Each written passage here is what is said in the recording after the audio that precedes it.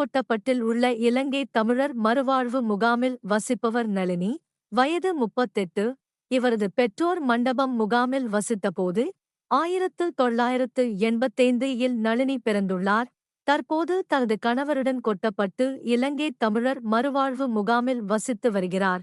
நளினி இந்தியாவில் பிறந்திருந்தாலும் பெற்றோர் இலங்கை தமிழர்கள் என்பதால் அவருக்கு பாஸ்போர்ட், வாக்காளர் அடையாள அட்டை போன்றவை வழங்கப்படவில்லை. இந்நிலையில் மதுரை உயர் நீதிமன்றத்தில் வழக்கு தொடர்ந்த நளினி, இந்திய குடியுரிமை சட்டப்படி பாஸ்போர்ட் மற்றும் வாக்காளர் அடையாள அட்டை ஆகியவற்றை நீதிமன்ற உத்தரவுப்படி பெற்றார். இதையடுத்து திருச்சி விமான நிலையம் வயலலஸ் சாலையில் உள்ள தொடக்கப் பள்ளி வாக்குச்சாவடி மையத்தில் நளினி நேற்று முதன்முறையாக வாக்களித்தார். இலவச கட்டாய கல்வி உரிமை (RT) சட்டத்தின்படி தனியார் பள்ளிகளில் 25% இடங்களில் ஏழை குழந்தைகள் சேர்க்கப்படுவார்கள்.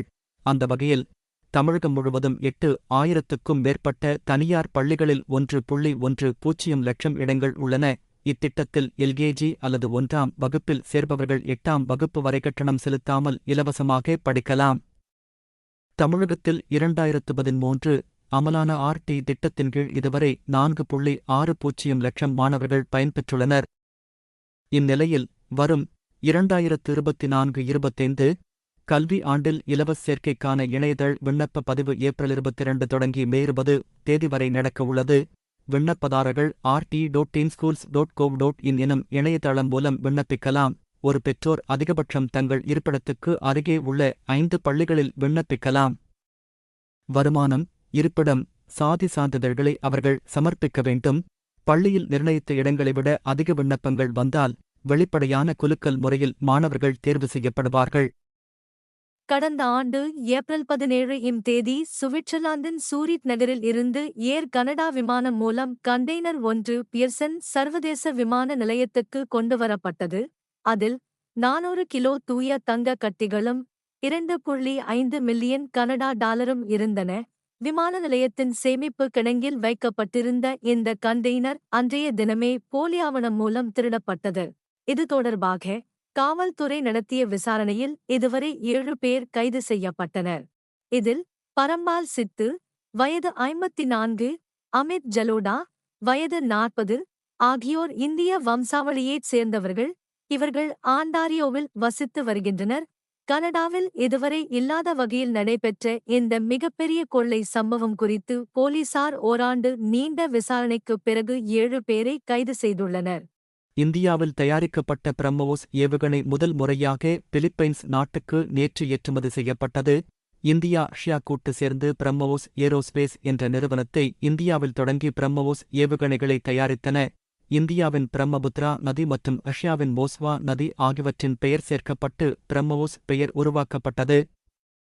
நிலம், போர்க்கப்பல்கள், நீர்மூழ்கி கப்பல்கள் மற்றும் போர் விமானங்களில் இருந்து ஏவும் வகையிலான பிரம்மோஸ் சூப்பர்சோனிக் ஏவுகணைகள் தயாரிக்கப்பட்ட இந்த ஏவுகணை 2.8 மேக் வேகத்தில் ஒலியை விட 3 மடங்கு அதிகம் சீறிப்பாய்ந்து 290 கிலோமீட்டர் தூரத்தில் உள்ள இலக்குகளை தாக்கும் திறன் படைத்தது. பிரம்மோஸ் ஏவுகணைகளை இந்தியாவிடம் இருந்து வாங்க பிலிப்பைன்ஸ் முன்வந்தது. இந்தியாவிடம் இருந்து வாங்குவதற்கான ஒப்பந்தம் கடந்த 2022ஆம் ஆண்டு ஜனவரி மாதம் செய்யப்பட்டது. அதன்படி இந்தியாவில் தயாரிக்கப்பட்ட பிரம்மோஸ் ஏவுகணைகளின் முதல் பேட்ச் பிலிப்பைன்ஸ் நாட்டுக்கு நேற்று அனுப்பி வைக்கப்பட்டன. இது பிரம்மோஸ் ஏவுகணையின் முதல் ஏற்றுமதி என்பது குறிப்பிடத்தக்கது.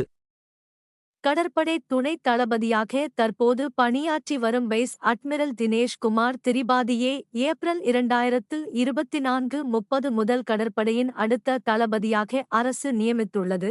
தற்போதைய கடற்படை தளபதி அட்மிரல் ஆர். ஹரிகுமார் ஏப்ரல் 30, 2024 அன்று சேவையில் இருந்து ஓய்வு பெறுவதையொட்டி இந்த நியமனம் செய்யப்பட்டுள்ளது.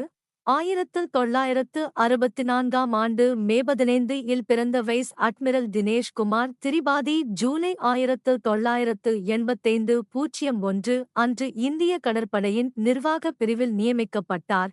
தகவல் தொடர்பு மற்றும் மின்னணு போர் நிபுணரான இவர் கிட்டத்தட்ட 39 ஆண்டுகளாக இதில் பணியாற்றியுள்ளார். ரேவாவின் சைனிக் பள்ளி மற்றும் கனக்வாஸ்லாவின் தேசிய பாதுகாப்பு அகாடமியின் முன்னாள் மாணவரான வைஸ் அட்மிரல் தினேஷ் குமார் திரிபாதி, வெலிங்டனில் உள்ள பாதுகாப்பு சேவைகள் பணியாளர் கல்லூரி, கரஞ்சாவில் உள்ள கடற்படை உயர்கட்டளை பாடநெறி மற்றும் அமெரிக்காவின் அமெரிக்க கடற்படை போர் கல்லூரியில் கடற்படை கட்டளை கல்லூரி ஆகியவற்றிலும் படித்துள்ளார். தஞ்சாவூர் பெரிய கோவிலின் சித்திரை பெருவிழாவை முன்னிட்டு தேரோட்டம் இன்று காலை கோலாகலமாக நடைபெற்றது. ஆயிரக்கணக்கான பக்தர்கள் தேர் வடம் பிடித்து இழுத்தனர். தஞ்சாவூர் பெரிய கோவிலில் ஒவ்வொரு ஆண்டும் சித்திரை பெருவிழா 18 நாட்கள் நடைபெறுவது வழக்கம். அதன்படி இவ்விழா கடந்த 6ஆம் தேதி கொதடியேற்றத்துடன் தொடங்கியது. தொடர்ந்து விழா நாட்களில் சுவாமி, அம்பாள் பல்வேறு வாகனங்களில் தினமும் 4 ராஜவீதிகளில் வீதியுலா நடைபெற்று வருகிறது. விழாவின் முக்கிய நாளான சித்திரை தேரோட்டம் இன்று காலை நடைபெற்றது. கடந்த 2015ஆம் ஆண்டுக்குப் பிறகு இக்கோயிலின் தேரோட்டம் வெகு சிறப்பாக நடைபெற்று வருகிறது. அதன்படி மேலவீதியில் நிறுத்தப்பட்டுள்ள தேருக்கு கடந்த 15ஆம் தேதி சித்திரை தேரோட்டத்துக்கான முகூர்த்த கால் நடப்பட்டு அன்று முதல் தேர் கட்டுமானப் பணிகள் நடைபெற்றன.